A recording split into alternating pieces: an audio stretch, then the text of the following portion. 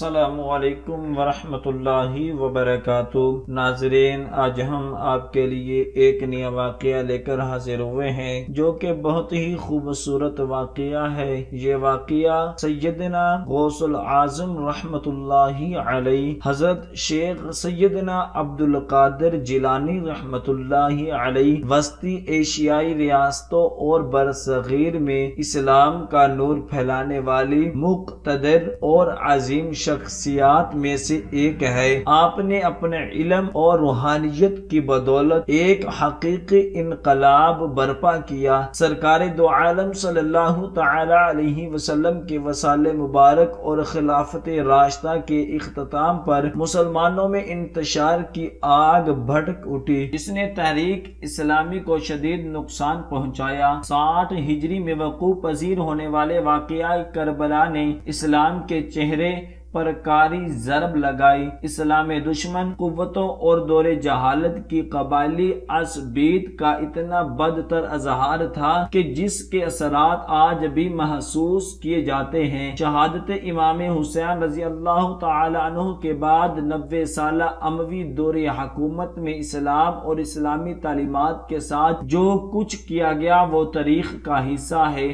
آنے والی 4 صدیوں میں مختلف فرقوں اور فتنوں نے جس سر اٹھایا، اس کے مابعد اثرات ایک واضح حقیقت کے طور پر سامنے آئے۔ ان حالات میں حضرت شیخ عبد القادر جیلانی رحمۃ اللہ علیہ یکم رمضان المبارک 470 عیسوی 17 مارچ 1078 کو ایران کے صوبہ کرمانشاہ کے مغربی شہر گیلان میں تولد ہوئے۔ اس جگہ کو جیلان اور گیلان بھی کہا جاتا ہے۔ آپ سے ولایت کی نشانیاں ایام بچپن میں ہی ظاہر ہونے لگی، اور ان کی یہ کرامت کتب کثیرہ میں تحریر ہے کہ آپ رمضان مبارک میں والدہ کا دودھ نہیں پیتے تھے۔ ان کی والدہ ماجدہ فاطمہ ام الخیر بیان فرماتی ہیں کہ احکام شریعت کا احترام قدرت نے ان کے خون میں رکھ دیا تھا۔ ایک مرتبہ بادل کی وجہ سے رمضان مبارک کے چاند نظر آنے سے رہ گیا۔ اگلی صبح لوگوں نے آ کر دریافت کیا کہ آج صبح عبد القادر جیلانی نے دودھ پیا نہیں۔ والدہ محترمہ نے جب بتایا کہ آپ نے دودھ نہیں پیا تو اہل شہر نے اسی پر یقین کرتے ہوئے رمضان مبارک کے روزے کا اعلان کر دیا۔ آپ کا بچپن عام بچوں سے یکسر مختلف تھا۔ بچپن میں ہی اثار ولایت ظاہر ہوتے تھے۔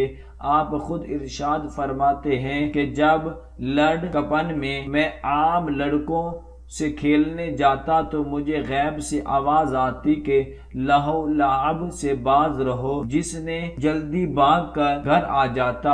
آپ کے والد ماجد ابو سہل جنگی دوست بھی ایک سہلے اور بلند بخت تھے۔ قواعد الجواہر میں ہے کہ آپ کو جنگی دوست اس وجہ سے کہا جاتا ہے کہ آپ جنگ کو دوست سمجھتے، مطلب جہاد سے محبت کرتے، جبکہ ریاض الحیات میں اس لقب کی تشریح اس طرح کی گئی ہے کہ آپ ہمیشہ اپنے نفس سے جہاد فرماتے تھے اور نفس کشی کو تزکیہ نفس کی اصل سمجھتے تھے۔ حضور غوث اعظم تقریباً 10 برس کی عمر تک مقامی کتب میں زیر تعلیم رہے۔ معروف مورخ جناب طالب ہاشمی نے اپنی کتاب تذکرہ غوث اعظم میں آپ کا زمانہ تدریس یہی دورانیہ تحریر کیا ہے۔ حضرت سیدنا غوث اعظم 18 برس کی عمر میں 488 عیسوی میں بغداد میں جلوہ گر ہوئے۔ یہ وہ وقت تھا کہ جب حضرت امام غزالی نے راہ طریقت کی تلاش میں مسن تدریس کو چھوڑ دیا تھا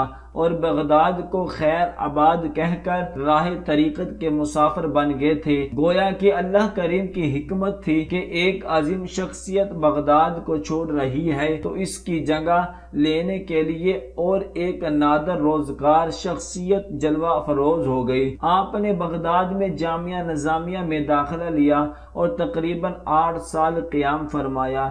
اسی قیام کے دوران آپ نے علم قرات، علم تفسیر، علم حدیث، علم فقہ، علم لغت، علم شریعت اور علم طریقت پر خوب مہارت کی۔ ان علوم کے علاوہ جو علوم اس وقت بغداد میں پڑھائے جا رہے تھے، آپ نے ان کے حصول میں خوب محبت کی۔ آپ نے خود اپنے ایک شعر میں اس کا اظہار کچھ یوں کیا ترجمہ: میں نے علم پڑھتے خطیب کے مقام پر فائز ہو گیا اور تائید الہی سے ابدی سعادت کو پا لیا۔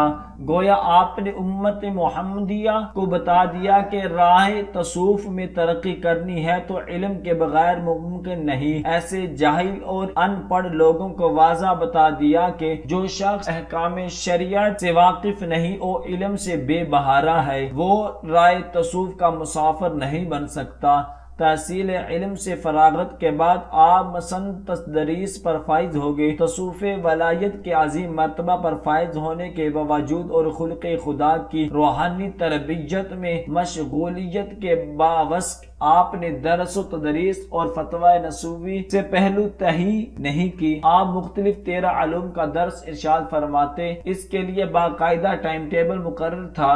آپ کی مجلس وعظ و ارشاد میں زندگی کے تمام شعبے سے تعلق رکھنے والے لوگ موجود ہوتے، علماء قلم دواد لے کر حاضر ہوتے اور آپ کے ارشادات قلم بند کرتے۔ حضرت شیخ عبدالحق محدث دہلوی ارشاد فرماتے ہیں کہ حضرت شیخ کی کوئی محفل ایسی نہ تھی کہ جس میں یہودی، عیسائی اور دیگر غیر مسلم آپ کے دست مبارک پر اسلام قبول نہ کرتے۔ کئی جرائم پیشہ، بد کردار، ڈاکو اور بد مذہب اور فاسد عقائد رکھنے والے اپنی سابقہ زندگی سے تائب نہ ہوتے۔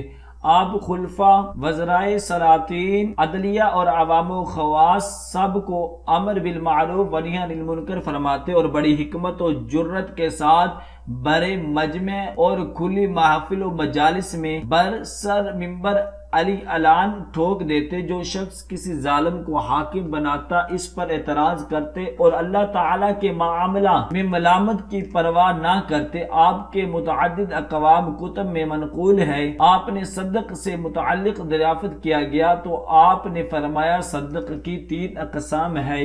نمبر 1، صدق اقوام میں یہ ہے کہ ان کا قیام دل کی موافقت پر ہو۔ صدق اعمال میں یہ ہے کہ ان کا قیام حق کی روایت پر ہو۔ احوال میں یہ ہے کہ ان کا قیام خود حق پر مبنی ہو، انہی نہ رقیب کا مطالبہ مقدر کرے اور نہ فقہ کا جھگڑا۔ توکل کی بابت پوچھا گیا تو فرمایا دل کا خدا کی طرف مشغول ہونا اور غیر خدا سے الگ ہونا توکل ہے۔